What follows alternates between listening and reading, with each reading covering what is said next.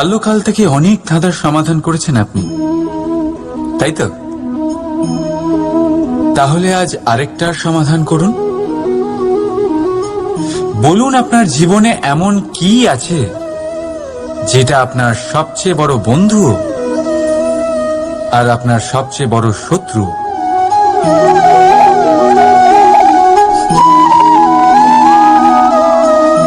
বুঝদারের জন্য ইশারাই যথেষ্ট। ঠিক ধরেছেন আপনি। সেই বস্তু হলো সময়। কেন কেন সময় আপনার সবচেয়ে বড় বন্ধু আর সময়ই আপনার সবচেয়ে বড় শত্রু? উত্তর হলো সময়ের সম্মান। যে ব্যক্তি এই সংসারকে দেখাবে আপনার বাস্তবিক রূপ, কিন্তু খারাপ সময় আপনাকে দেখাবে এই সংসারের বাস্তবিক রূপ। তাই ভালোবেসে বলুন, রাধা রাধা। জীব জন্মগ্রহণ করে আর তার সাথেই সজাগ হয়ে ওঠে তার স্মৃতি। স্মৃতি বড়ই শক্তিশালী, তা থেকে হয় বিচিত্র অনুভূতি। সব সময় আপনার সাথে থাকে। আপনার সাথে যা যা ঘটে সেটা কোথাও না কোথাও কোনো এক স্থানে সঞ্চিত থাকে। কিন্তু কখনো কখনো আমরা ভুলে যাই যে এই স্মৃতি আমাদেরই। তাই এর মধ্যে আমরা কি রাখবো আর কি মুছে দেব তা আমাদের উপরই নির্ভরশীল। এই জীবনে আমাদের কি মনে রাখা উচিত? সুখ, আনন্দের মুহূর্ত, সেই মুহূর্ত যেখানে আমরা উপকৃত। আর আমাদের কি মনে রাখা উচিত তা আমাদের উপর নির্ভর করে। এই জীবনে সবকিছু ভুলে যান, কিন্তু এই কথা অবশ্যই মনে রাখবেন, যে কথা ভোলার তা মনে থাকে তাই বিবাদ বাঁধে। তাই ভালোবেসে বলুন, রাধা রাধা। কখনো একটি পিঁপড়ের আয়ু অত্যন্ত কম হয়, 2 দিন বা খুব বেশি হলেও 1 সপ্তাহ, ব্যাস। কত কম ভোজনের দরকার পড়ে ওদের, কিন্তু তাও সে চলতে থাকে, কর্ম করতেই থাকে। আগামী প্রজন্মের স্বাচ্ছন্দ্যের জন্য কখনো থেমো না, কর্ম করে যাও, চলতেই থাকো। কিছু না পেলেও পথ চলায় পারদর্শী হয়ে উঠবে। লক্ষ্যে না পৌঁছলেও একজন ভালো যাত্রী হতে পারবে। তাই ভালোবেসে বলো, রাধা রাধা। কিছু পাখিদের লক্ষ্য করি আমি, জীবন ভোর বাসা বানাতে থাকে।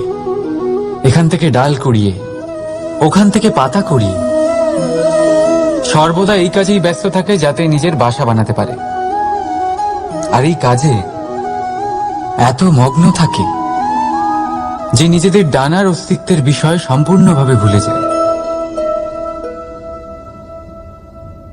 ভুলে যায় যে তাদের কাছে এক বিশাল আকাশও আছে ওড়ার জন্য। আর কোথাও এই জীবন বাসা বানাতে বানাতে ভস্ম হয়ে যায়। আমাদের মানুষের সাথেও এমনই হয়। জীবন যাপনের জন্য অর্থ অর্জন করতে করতে এত ব্যস্ত হয়ে যায় যে ভুলেই যাই যে আমাদের জীবন যাপনও করতে হবে। অর্থ জীবন ধারণের জন্য হয়, জীবন ধারণ অর্থের জন্য নয়। তাই বলছি, শুধু বাসা বানাতে থাকবেন না, নিজেদের ডানাগুলি মেলুন আর উড়ান দিন এই খোলা মহাকাশে। আর ভালোবেসে বলুন, রাধা রাধা। এথায় বলা হয়, জীবনে ভালোবাসাই হলো সুখের মূল। এটা সত্য। এবার প্রশ্ন হলো এটাই যে এই ভালোবাসা কার সাথে করা উচিত। যদি আপনি কিছুক্ষণের জন্য সুখ পেতে চান, তাহলে ভালোবাসুন নিজের রুচি মতো। যদি আপনি কিছুদিনের জন্য সুখ পেতে চান, ভালোবাসুন নিজের বন্ধুদের। যদি আপনি কয়েক মাসের জন্য, কয়েক বছর বা অনেক বছরের জন্য সুখী হতে চান, তাহলে ভালোবাসুন নিজের পরিবারকে, মাতা পিতা, নিজের সন্তান, স্বামী স্ত্রী, নিজের আত্মীয়দের। কিন্তু যদি আপনি চিরকালের জন্য সুখী হতে চান, তাহলে ভালোবাসতে হবে শুধু নিজের কর্মগুলিকে। কারণ সম্পর্ক যেমনই হোক না কেন, কখনো না কখনো ভেঙে যাবেই। এই সংসার হলো এমনই যে যাদের সঙ্গ আমরা পাই, তাদের সঙ্গ একদিন ত্যাগ করতে হয়। শুধু কর্মই হলো এমন এক সঙ্গ যা কখনো আপনাকে ত্যাগ করবে না। আপনার মৃত্যুর পরেও এই কর্ম আপনাকে বাঁচিয়ে রাখবে। তাই সবসময় মনে রাখবেন, এই কর্ম ধর্ম মনে করে পালন করা উচিত। জীবনের শেষ মুহূর্ত পর্যন্ত কর্মকে ভালোবাসুন, জীবনের শেষ মুহূর্ত পর্যন্ত সুখে থাকবেন। আর আমি তো সবসময় বলি, শুধু কর্ম করতে থাকো, ফলের চিন্তা করো না। তাহলে আসুন আর আমার সাথে ভালোবেসে বলুন, রাধা রাধা। বটবৃক্ষ দেখেছেন কি বিশালাকায় হয়? কখনো কখনো ভয় করে যে এই ভারী ডালগুলির ভার এই বৃক্ষ বহন করতে পারবে তো। ভয় করে এই বৃক্ষ ভেঙে না পড়ে যায়। কিন্তু না, সময়ের সাথে সাথে শাখা থেকে নির্গত এই প্রশাখাগুলি মাটির দিকে এগোতে থাকে, আর তারপর নিজেরাই শিকড় হয়ে এই বৃক্ষের ভার বহন করে। ঠিক একই রকম ভাবে যারা পরোপকার করেন, সৎ কর্ম করেন, তাদের নিজের কথা চিন্তা করার কোনো প্রয়োজন নেই। কারণ তাদের কর্ম ঢাল হয়ে তাদের রক্ষা করে। এই জন্য জীবনে অবলম্বন নয়, কর্মের চিন্তা করুন। রাধা রাধা। এই প্রকৃতি সকল জীবের সৃষ্টি করেছে, ক্ষুধার প্রবৃত্তির জন্য সকলকে উদর দিয়েছে, আর ব্যবস্থা করেছে যাতে সকলে। তবে আশ্চর্যের বিষয় হলো এই যে সেই মানুষই কখনো নিজের পেট ভরাতে পারে না। কেন? এর কারণ হলো লোভ। এই সংসারে যে কোনো প্রাণী, তা সে শাকাহারী হোক বা মাংসাশী, সেইটুকুই স্বীকার করে যাতে সে বাঁচতে পারে।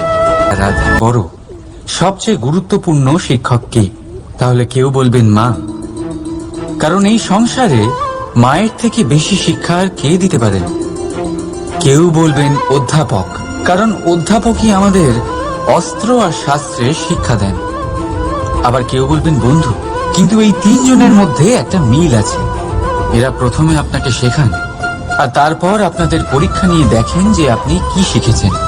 কিন্তু বাস্তবে সবচেয়ে গুরুত্বপূর্ণ শিক্ষক হলেন তিনি, যিনি এর বিপরীত করেন, যিনি প্রথমে আপনার পরীক্ষা নেন, তারপর আপনাকে শেখান। নাকি বলবো, পরীক্ষা দিতে দিতে আপনি নিজেই শিক্ষা লাভ করেন। এই শিক্ষক হলো অভিজ্ঞতা। এই জন্য অভিজ্ঞ আর অভিজ্ঞতাকে সঙ্গে রাখলে এই জীবনে আপনাকে কখনোই অসফল হতে হবে না। তাই ভালোবেসে বলুন,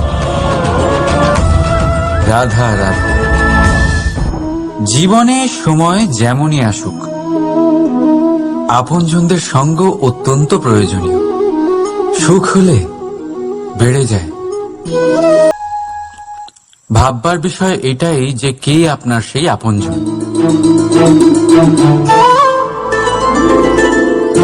সেই আত্মীয় যার সাথে আপনার রক্তের বন্ধন,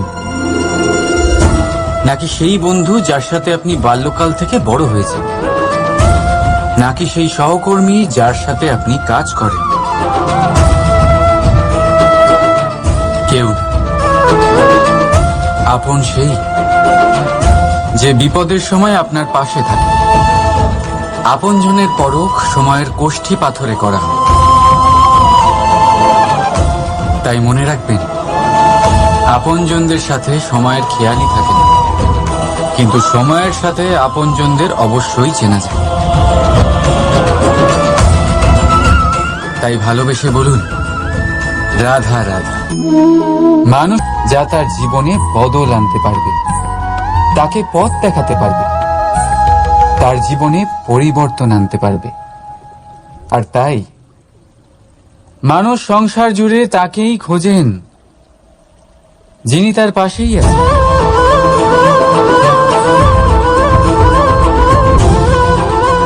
বলুন তো কে? যদি কেউ আপনার জীবন বদলাতে পারে তবে তাকে আয়াস নয়, আত্মবিশ্বাসের হাত ধরুন। আপনার সমস্যা আপনা থেকেই দূর হয়ে যাবে।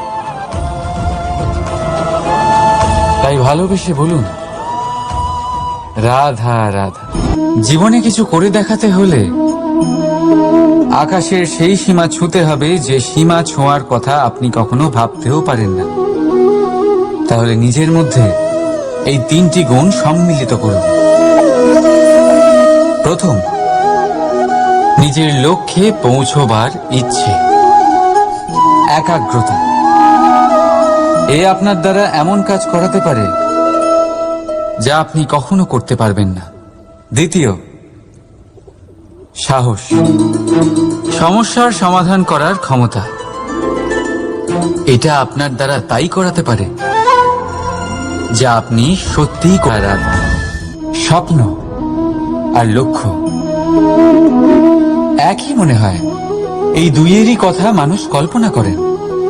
এই দুই মানুষ অর্জন করতে চায়, আর এই দুই পূর্ণ হলে মানুষ নিজেকে অত্যন্ত ভাগ্যবান বলে মনে করেন। কিন্তু এই দুইয়ের মধ্যে পার্থক্য আছে। পার্থক্য এই যে স্বপ্নের জন্য বিনা পরিশ্রমের ঘুম দরকার হয়, আর লক্ষ্যের জন্য বিনা ঘুমের পরিশ্রম। যে ব্যক্তি ঘুমের মধ্যে স্বপ্ন দেখতে থাকেন, জেগে ওঠার পর তার হাত খালি থেকে যায়। আর যে ব্যক্তি পরিশ্রম করেন, শয়নকালেও তার হাত তার লক্ষ্যেই থাকে। তাই যদি স্বপ্নও দেখতে হয়, তাহলে লক্ষ্য জেনে পরিশ্রম করুন আর ভালোবেসে বলুন, রাধা রাধা। ইচ্ছে, সিদ্ধান্ত আর নিশ্চয়তা, এই শব্দগুলো আমরা আমাদের জীবনে অনেকবার, কিন্তু সে পায় না। যে এক কুয়ো খোঁড়ার সিদ্ধান্ত নিয়েছে, সে মাটি খোঁড়ার জন্য কোদাল অবশ্যই পেয়ে যায়। আর যে নিশ্চিত করে নিয়েছে, সে দেরি করে হলেও সেই শীতল জল অবশ্যই পেয়ে যায়। তাই জীবনে কেবল ইচ্ছে করবেন না, সিদ্ধান্ত নিন আর তারপর নিশ্চিত করুন, সব পেয়ে যাবেন। আর ভালোবেসে বলুন, রাধা রাধা। প্রদীপ জ্বালানোর কাজ বড়ই আনন্দদায়ক। উজ্জ্বলতার এই শিখা যেন আত্মার মধ্যে গিয়ে মনে উল্লাস ভরে দেয়।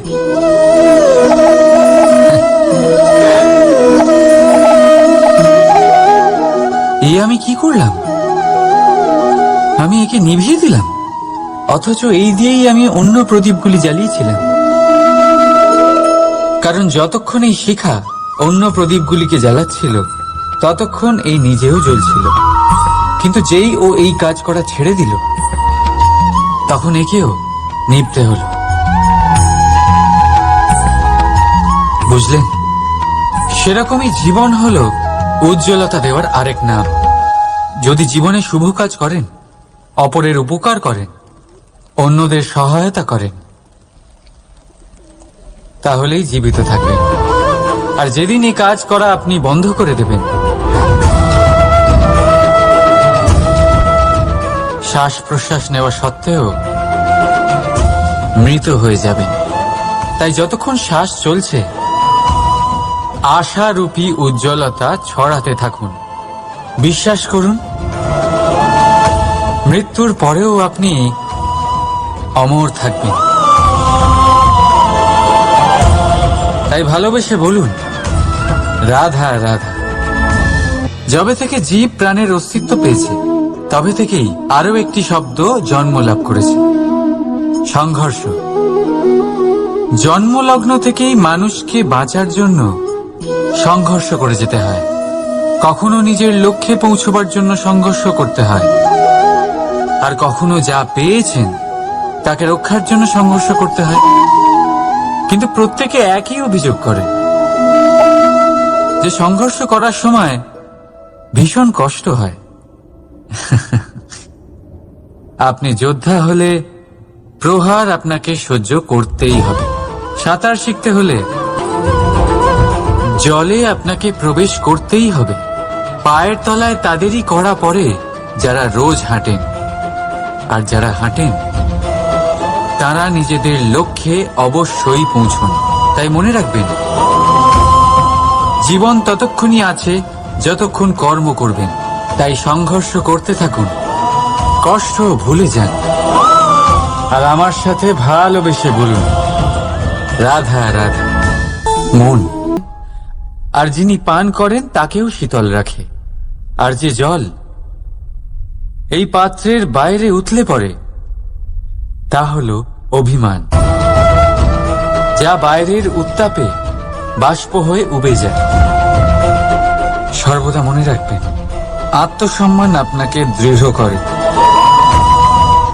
আপনাকে শক্তি প্রদান করে, আর অভিমান আপনাকে দুর্বল করে দেয়। তাহলে কি হতে চান আপনি? আত্মসম্মানী নাকি অভিমানী? সিদ্ধান্ত আপনার।